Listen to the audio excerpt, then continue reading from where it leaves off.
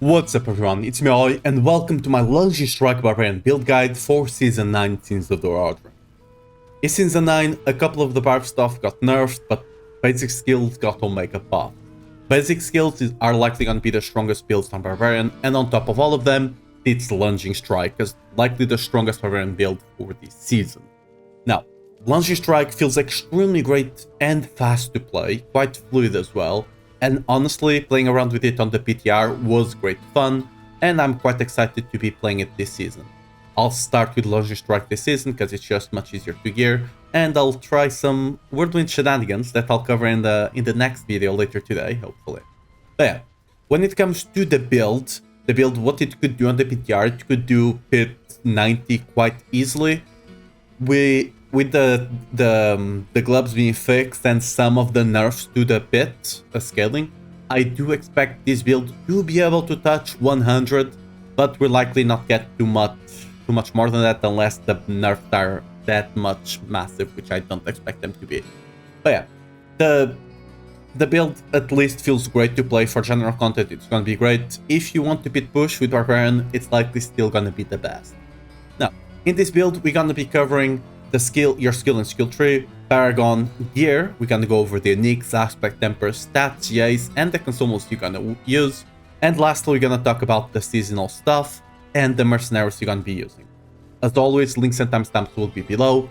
One thing before we go into the build guide, as of the recording of this video, the build is not live quite yet. I'm not sure when the video goes up if the build is gonna be live for everyone or not. If you click on the link and it gives you the 404, just keep watching the video. It should be released later today.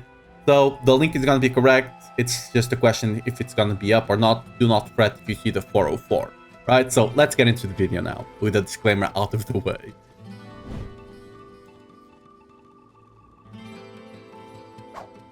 Alright, in this build, one of the things that enables Lunging Strike quite a lot and any basic skill this season comes down to our new unique, the Oath of the Mountain God. This is just an insanely good unique, allows your basic skills to cleave, basically making them an AoE skill, and increases the damage by 100 on top of that. It's quite insane, on top of having great stat like movement speed, basic attack speed, which is a secondary attack speed cap, basically alphabet, done, and belligerence ranks, which is 4% damage per rank.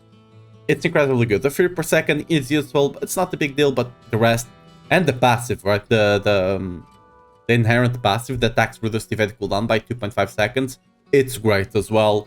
It's just chef kiss for the unique. It's awesome. Now, another thing that got changed that makes the build super good is adaptability. Adaptability now scales with your primary resource. You can easily get this up to 300. Oh, above 300, even 300% multiplier, right? It's quite insane. And on top of that, you just use Ramaladins for more scaling with Fury, basically double dip on Fury. It's lovely, it feels really good. For the rest of the uniques on the build, we do of course gonna have Ugly Bastard. It did get nerfed, it's not reflected right now because we have a lot of stuff to update, right? But you're still gonna use it. Not only does it give you Wrath of the Berserker cooldown, it also gives you a 60% damage mult and aggressive resistance. You could go for the Mythic. I don't think it's that great here. I do believe Ugly Bastard will still be better, but regardless, Wrath of the Berserker is your most important stat, aggressive resistance as your second. Of course, try to get your max 6%, I believe, increased damage now, down from 100. It's sad, but it's still the best. One of the things that I do love this, and this was something I found quite late into the PTR, Rage of Argath. I was thinking about running Shroud here.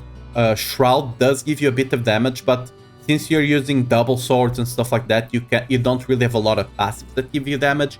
And Rage of Argath, with the attack speed we're gonna be attacking over 4 times per second, right? You're just constantly proccing this.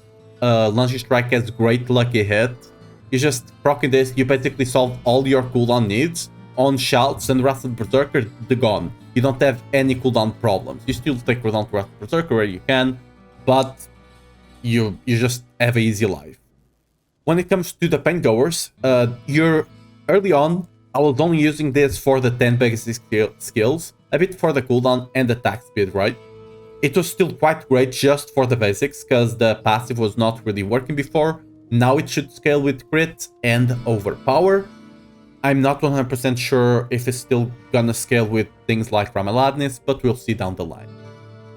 The other unique, Hooves of the Mountain God, again, already covered this, really great unique. The reason, by the way, that I have the basic attack GA and then I Masterwork Belligerence is because the basic attack, it's gonna be really important to get those attack speed breakpoints, right? If you can get double basic attack speed and Belligerence GA, good. If you can't, I would still recommend going for the basic attack. If you get Belligerence GA, you're just gonna have to make sure to cap out your attack speed, so you still do over 4 attacks per second. You get the last attack speed breakpoint. When it comes to our weapons, we're gonna be using our Ramaladnis again. Really great. Already want to stack Fury thanks to the adaptability aspect. This is just a great sword for us. Coupling it with the Shard of Varasil, another great sword for basic fields, another big multiplier. It also has maximum resource, which is insane. And like we saw on the books, I'm recommending the GI on the basic attack speed, because again, that's gonna be the most important part. And then you're gonna masterwork your basic skills. I did mess around with masterworking maximum resource, but basic skills ended up being best for overall content, right? The Mythics you're gonna be using, we're gonna be running Grandfather. This is just a great multiplier for everything, for almost every build for Barbarian that's not Earthquakes, that doesn't have a massive multiplier on there, on the tempers. Grandfather is a great choice, especially because it has a lot of maximum resource. Sorry for that ping, I still have my PoE stuff online. But yeah, it has a lot of maximum resource, that's what you're gonna be focusing on. Alt stat is also a great GA to have if you're missing a bit on the resist, especially later on when you go on to pit pushing. We do try to max out those resists, so that's an option, but maximum resource is just insane, on top of the 100%, 100% damage when you do crit. The other is gonna be Ring of the Starless, the other mythic, right? It's Ring of the Starless, right? You're spending, thanks to Shard Varasil, your basic skill becomes a spender, so you can easily proc this for 50% damage. It also reduces the drawback on Shard Varasil quite a lot, and it's just lovely stats for us. We care about attack speed, we care about crit chance, we care kind of a bit about like a hit. The core skill stat is kinda dead, but the rest of the stats more than make up for it. Here we're gonna be masterworking critical strike chance. The attack speed, as is, should be more than enough. Going on to our legendaries now, let's start with the other rings since we're already here. We're gonna be running the Moonrise aspect here. This is just an insane multiplier, 60% on the one on the slot, and also gives you 20% attack speed. It's great, it's really good, it's insane. When it comes to our amulets, as I told before, you're gonna be running adaptability here. And for the stats, it's quite basic. GA strength, as always. Counter-offensive is gonna be your masterwork of choice. And for the secondary, maximum resource is actually better than Pit Fighter. They are quite close. If you can't get one, you can go on the other and you'll be fine. And for the tempers, Wrath of the Berserker cooldown and damage while Wrath of the Berserker is active, since you should have 100% of time on it. As you can see, it's the same on the ring for the tempers. Lastly, the only other two legendaries in the build is gonna be our mace. We're gonna be running Aspect of the Earthquakes. You might be, yeah, but we're not really running Earthquakes for damage, right? Yeah, you're not. But this is still a 120 multiplier for any damage as long as you create an Earthquake every now and again. And you're gonna be doing it with Ground Stomp. Ground Stomp is just gonna be using it to proc the Earthquakes for the most part. It also gives you a bit of Fury and reduces the cooldown on the ult if you need it to. You shouldn't need it for that, but that's an option, mostly for the Earthquakes, right? You just proc that Earthquake, increase your damage. A really important temper here, Lunge Strike, chance to deal double damage. If you get one of the max rolls, close to max roll or the max roll, you shouldn't need to masterwork it. If you do not, masterwork it just enough for it to hit 100. Anything above that, it's just useless, right? You're gonna be taking damage while Wrath of the Berserker is active, as always. And, you masterwork the strength after you make sure you have Lunging Strike up to 100. Lunging Strike chance to deal double damage. Lastly, on the pants, Lunging Strike ranks really great. You're gonna be running some resists here as well. to couple with the resist you have on the ring to make sure you actually, max out the resist. It's gonna be kind of hard this season, but it is what it is. It's the price you have to pay, and you're gonna be running a bit of strength. The tempers on the legs, I'm not gonna lie, are kinda bad. We're gonna be running Grounding Stomp cooldown, because why the hell not? And you're gonna be running Thorns here, so you don't have to get them on the skill tree, so you can proc the Revenge Glyph, which we'll cover in a second. Now, for the skills, always, you're gonna be running Lunging Strike, Rusted Berserker, of course, all the 3 shouts is just what it is, and again, like I told you, Ground Stomp because of the Earthquake aspect. When it comes to our runes, as you can see, I showed it a bit earlier, we're gonna be running Money Zen. Basically, Money Zen is just gonna be constantly proccing with money. You're gonna be attacking 4.4 times per second or something like that when you do max out your attack speed. And this rune will proc every 1.4-ish seconds. You're gonna be proccing it. So you're gonna have more or less a 27% uptime on 27% uptime on the overpower. Basically, every 6 hits, I believe, 2 of them are gonna be overpower, and that's a 50% damage multi to them. On top of that, we're gonna be running on the other rune, we're gonna be running Zir and Tool for another 15% damage multi, and I guess another source for vulnerable. You're not gonna need this with the season power, so you're gonna be running, but yeah. Now, going on to, slightly cover the boss power stuff. Actually, I'm gonna leave this for a second. Let's go on to the Ancestral.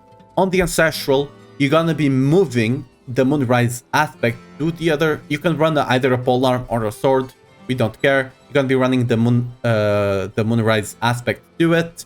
You're gonna be running the Edge Master on one of your rings, and on the other one, you're gonna have the Behemoth aspect here. When it comes to the starter, simply put, you're gonna be playing an Earthquake build at this point. You're gonna be playing with tech. Everything here is to buff tech, right?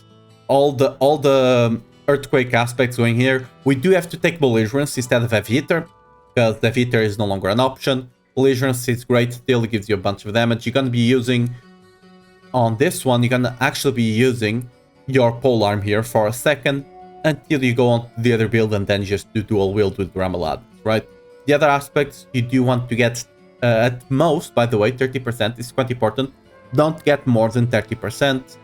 If you happen to have an aspect with more than 30%, don't equip it, equip something else and just get some attack speed on your gear. When it comes to the rest of the aspects, just shout stuff, right? Cool down on your shout, some damage here, some damage on your gloves. Defensives are gonna be the Earthquake defensive, right? You're gonna also have the basic skill. You're already using basic skill, but always, all the time, right? And then you're gonna have Juggernaut for the armor. Really great, real smooth. And then all the resists are done in a way for you to have way above the resist you need up to T2.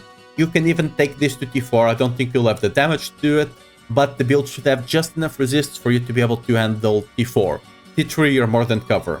Again, I don't quite expect you. If you are already on T3, you should be farming bosses, getting the unique boots, and then swapping to the Ancestral version of the build. Alright everyone, Ainomiku from the future here. You can start the starter version of this build.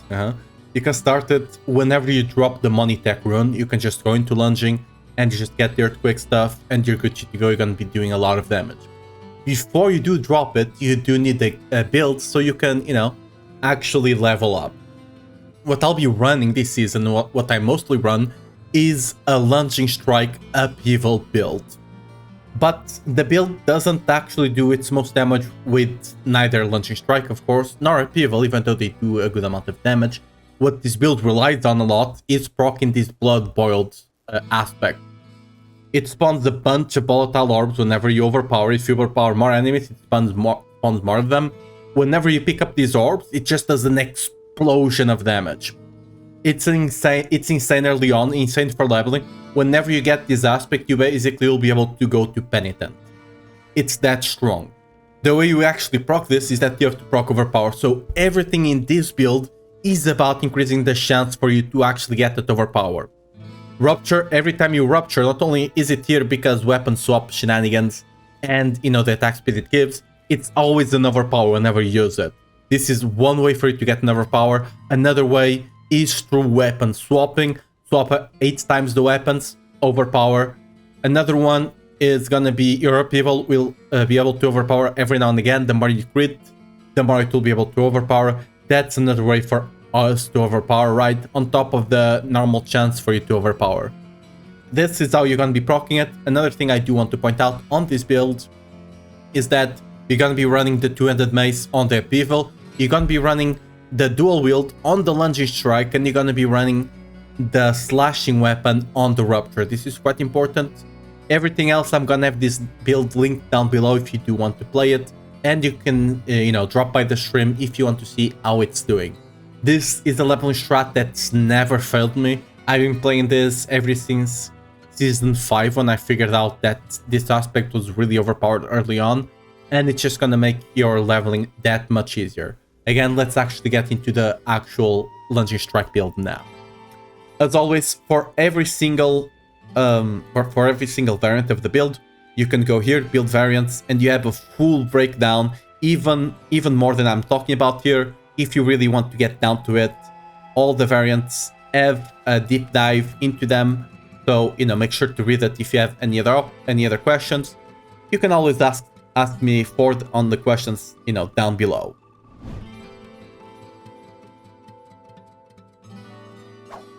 Alright, let's actually address the seasonal theme for this season, the Sins of the Oradric, right? We're gonna have Oradric spells, we're gonna have catalysts, infusions, arcana, a whole lot of words that don't mean much, but, you know, I'll talk about what we're gonna be using here. For our catalyst, we're gonna be using the Astral Pillar. We might change this going down the line. At least on Lunging Strike, I do believe Astral Pillar is gonna be our best choice. It applies vulnerable for us, free of charge, and you can easily have 100% of time on it. We're gonna have the Astral Pillar on our Wrath of the Berserker, on our ultimate. So, you know, keep in mind for that. That's gonna be quite important for a jewel we're gonna cover in a second.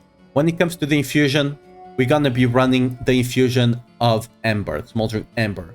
This, all of our damage is gonna be fire because of the Ugly Bastard, so we can take some physical nodes here and there, and that damage will all be converted onto fire. So, you know, we can get some extra damage here and there. The biggest thing that the fire also does, you can read there, it destroys enemy structures. That's insane, right? You see all those wallers that freaking annoy you all the time? Well, they're gone. The walls come up, the walls go down. We taking down all the walls in this game, alright? One of the things that we see a lot in this power this season is that they offer quality of life. I hope this is them testing so they later on implement it in the game. Who knows, right? The Chilling Wind, I don't think we're gonna be using that much, and it's not that important anyway. Now, going over the actual Arcanus we're gonna be using, these 3 things over here. The one I want to mention first of all, Fractured Core. You know those annoying guys in pits that have a damage reduction aura, and it's extremely annoying to deal with? Well, don't worry. Don't worry anymore about those. This basically just deactivates them 24/7 as long as your pillar is hitting them, which it should. You're gonna be grouping people up with Wrath of the Berserker, so it should be quite easy to actually constantly disable them. The other one, we're gonna be using Bloody Charm. This is basically the only damage multiplier-ish, you know, it's kind of a damage multiplier, right? We have this season when it comes to the Arcanas. It's not ideal, because on Barbarian we do a lot of damage when the enemy is actually, you know, lower HP, below 35%. But it's still better than the other alternative, so it is what it is. The last one, we're gonna be running a bit of a defensive one. There's no other that's actually good for us. So you're just gonna get a bit of healing, a bit of Fortify from this Catalyst, because why the hell not, just make you a bit more tanky. When it comes to our Arcana, there's a couple of, you know, not Arcana, sorry, I already covered the Arcana. We do have some extra options here, some sides if you feel like things are not hitting. Everything you see here will be substituted by the Invigorating Elix if you want to do so, right? You can run the Punted Alloy to destroy barriers if you don't want to deal with barriers, especially on pit. And you also can run the Shifting Power just to go fast. Especially early on, this might be quite a good choice, by the way. When it comes to the jewels themselves, you're gonna be running the Myriad Jewel. This is why I told you to put the Catalyst on Wrath of Berserker. Anytime you pop Wrath of Berserker, you get 30% extra attack speed. This will just make hitting your attack speed breakpoints that much easier for the build. Idle from Below. This is basically mandatory on every single build that wants to do pit. Not only is the increase a primary stat really great for strength, right? A lot of strength, we don't mind getting more strength. Max life, really great for survivability. And Hindred doesn't matter a lot to us, it will matter a lot more on Whirlwind. But the thing that it does is that it spawns the Jewel Guardians. This is supposed to be a drawback. On Pit, however, getting an additional pack of elites is always great. So, you know, we take it. Additional pack of elites, more progression, easy, right? So that's kind of one of the reasons you'll see this run on every single build. Not only does it give you primary stat and maximum life, but the guys it spawns is actually a good thing for you, not a detriment. Lastly, Scornful Light. Any build that does elemental damage will likely run this. It's a 20% damage molt. It's one of the few we do have on the jewels. We do take a bit more damage, but it should not be the end of the world, right?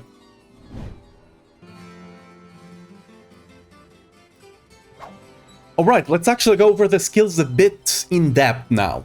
Of course, you're gonna be running Lunging Strike. You're gonna also be running the passive Battle Lunging Strike to apply bleed. The reason we do run this is to get Rage of Argoth procs, like we we're talking about. You're gonna be proccing this an insane amount of times and you don't have to worry about cooldowns anywhere. Ground Stomp is also gonna be used on the build, mostly to proc Earthquakes, so you get the huge damage multiplier, but you also get some Fury, Initial Fury, and some ultimate cooldown if you need. Growling Cry gonna be used a bit for the Unstoppable. I'll cover later on, you probably don't need it, but mostly for the Fortify it generates, and some Fury generation is also great always. Warcry, big damage buff. The Berserking doesn't matter too much like I cover here, but the damage buff you get is really good as always. Challenging Shout, just defensive, a bit of extra life as well. Just there for defensive, especially on Pit, you're gonna need it this season a lot. And lastly, Wrath of Berserker. Wrath of Berserker was actually buffed this season. It gives you 100% damage. It actually gives you not 100% damage, gives you 100% uptime on Berserking and Unstoppable if you have 100% uptime on the Wrath of Berserker, which again we will, thanks to the cooldown we have and Rage of Argoth. It alone will keep you Berserker uptime and Unstoppable uptime. It's quite broken what they did to it, but I'm not complaining with all the other nerfs we did this season. One thing to point out, Unconstrained always important to take on the build, and the rest are just a couple of passives to either increase your damage or increase your survivability, right?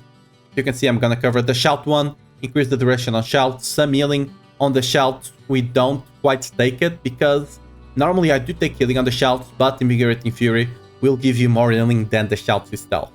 If you do need the healing, you can take the one on the Shouts if you feel like you like a bit of healing, but between Invigorating Fury and one of the Arcanas we're gonna be running, the Helix or whatever it's called, right? It should be more than enough.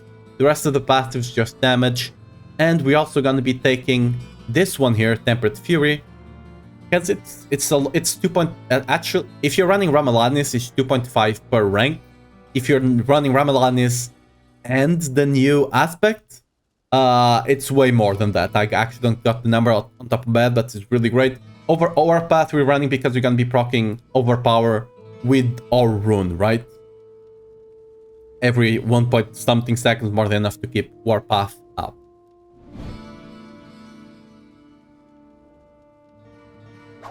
When it comes to our Paragon, I'll cover it briefly here. If you want an in-depth one, I have an in-depth one on the build variants. For each variant, you have an in-depth one. Especially, I want to point this out, especially on the Earthquake one. I might actually put that one here, potentially. But on the Earthquake one, you have a specialized Earthquake one early on that will give you a lot more damage than if you go for this one, right? But this one is already considering that you already have the boots. and you already kind of want to swap to the starter, to the ancestral version of the build. So let's actually cover this one that's gonna be more realistic. Everyone should probably get 250 Paragon, right? Let's actually maximize this and cover this briefly. So for our glyphs, we're gonna be running a bit extras. This is easy to pick up. We're gonna be running double 100 sword. So this is just double damage multiplier, 8% and then 10% down below, right? It also improves the damage we get here. Some of the passives here, if you're missing a bit of crit, you can take this, for example. It's really great. On the other one, we're gonna be running Wrath. Wrath is one of the best additive glyphs we do have. It also has a multiplier when you get it to 46, right? It's just great. It gives you fury if you need to. You don't really care. It's just because we're just running it because it gives you a lot of additive, and it's the best additive we can get when it comes to the glyphs. The other glyph we're gonna be running as well is Revenge. The reason we do run it on the weapons master board, it's quite important to run it here. It's because it's actually buffing this node. We're giving you a bunch of extra maximum fury, right? It's really great, and it needs to be placed here just for that. And we're also taking some turns to try and take advantage of that damage multiplier when the enemies do hit you and proc your sword. The other one we're going to be running is going to be Challenger. This is basically a staple on every build, I believe. It's a 10% damage mult with 14.2 to elites and bosses, I believe. It's just great. Later on, you can come here and grab some dexterity if you need to fix some crit. You can even come and grab some intelligence if you really need that extra, those extra elemental resistances, right? That's an option you do have, and strength just for the damage, right? Lastly, the other glyph is gonna be Martial. This is just a great glyph all around. Gives you a lot of, improves all the magic nodes around to give you a bunch of additive, and it also gives you a bit of cooldown every now and again, just in case you need it. This glyph is one I'm potentially considering swapping down the line, but the reason I left it in is just because it feels great to play. When it comes to the pit pushing version, I might mess around with swapping it later on, but for now, and for every other version of the build, just stick with Martial. It's gonna be the way to go, right? When it comes to the actual legendary Paragon nodes, we're gonna be running Warbringer. This is one of the last ones you're gonna be able to pick up. If you go, if you go behind here, you see I don't pick it up quite early on. It's just an additional source of Fortify, because why the hell not, since you just have to take a couple of extra points for it. It's not really mandatory, you shouldn't need it, considering I'm gonna have 100% of time or only cry, but hey, it's here, it's almost free, so why not take it? The other ones you're gonna be running, of course, Decimator. We're gonna be proccing Invulnerable constantly with the seasonal power, the Catalyst, 20% damage mult, really great, and it's also gonna buff or overpower Lodging Strike. The two attacks out of every 6 attacks will have this overpower 20% multiplier onto them. We're also going to be running Weapons Master. Now, to clarify this, you don't need to be weapon swapping to get the benefit of you deal increased damage to injured and healthy enemies. You just have it by default. The only thing you need to swap weapons for is to get the Fury, which we don't really care. We're not going to struggle with Fury at all. The last one, of course, Blood Rage. Mind you, you just need to actually be berserking and you're going to get the 45.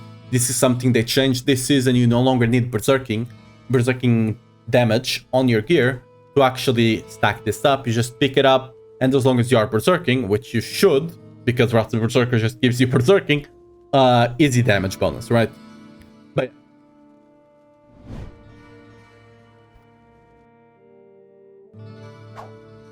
alright, let's talk about our stat priorities, and most importantly, the consumables you're gonna be using.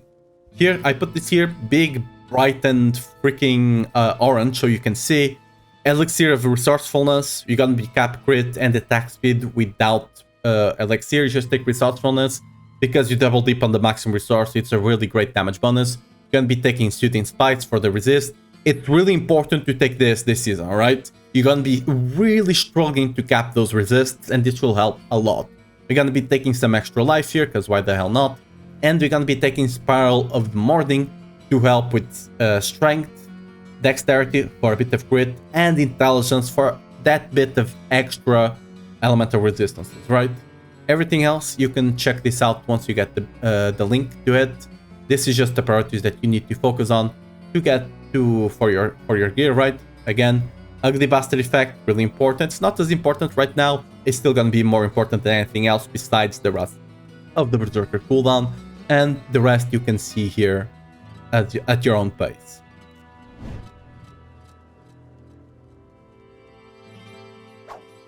Alright, lastly but not less important, we're gonna be running on our Mercenaries. We're gonna be running right here. Right here is mainly used for its resistances, right? It's 15% resistances that you don't have to have on your gear. Especially this season, this is gonna be almost mandatory on every single build, because we're gonna be struggling so much to get those resists. This is just great. On top of it, it's basically as good as Subo when it comes to the damage multiplier it gives, thanks to this passive down here, right? Really great. And on top of it, it's also really great defensively. So, you know, since we're a bit squishier this season, that's gonna help as well. For the reinforcement, I'm just running Alduin with Fields of Languish. This is just another damage mitigation that you're gonna be able to proc every now and again. You just link it to Lunging Strike, so basically it will proc whenever it's off cooldown, it will proc to give you that extra damage mitigation every now and again.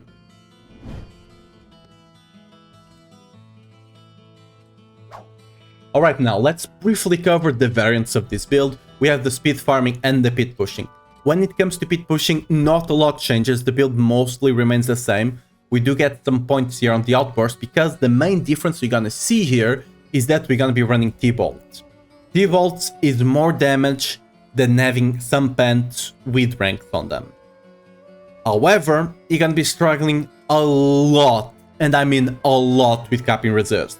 You're gonna need a GA resist on your ring with all the masterworks on it, and I mean all of them. You cannot go on with an 8 out of 12 on this one. You really need to hit all of them, because it's gonna be really tight to actually run those T-Bolts. You also need I also rearrange some of the pathing on the Paragon, just to make sure you can actually get all the resists you need.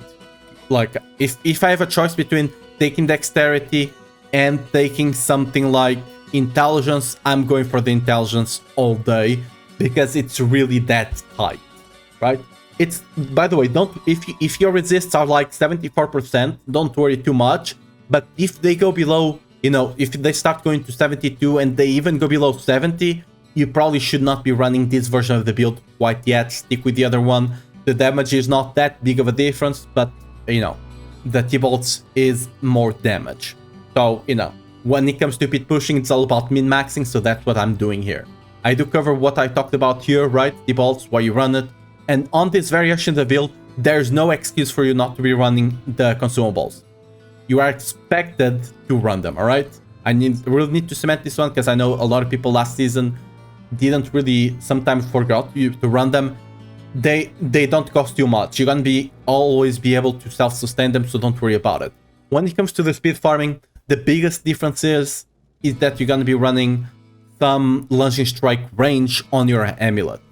This is just gonna make the build feel a bit better to, you know, play, because you're gonna be able to lunge, you know, outside of your screen almost, which is gonna be great. We also have the runes Igni Ja here, just so you can TP around. You don't need the extra damage you get from Tool, so you just run Ja so you can, you know, TP around and be that much faster. Again, I do have that explained down here, everything, so it's easy for you to follow.